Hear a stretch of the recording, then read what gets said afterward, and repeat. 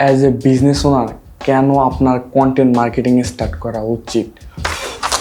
কারণ এতে আপনি আপনার কাস্টমারের সাথে একটা ভালো ট্রাস্ট বিল্ড করতে পারবেন অ্যান্ড ম্যাক্সিমাম মানুষ ওইখান থেকে কেনে যেখানে তারা বিশ্বাস করে।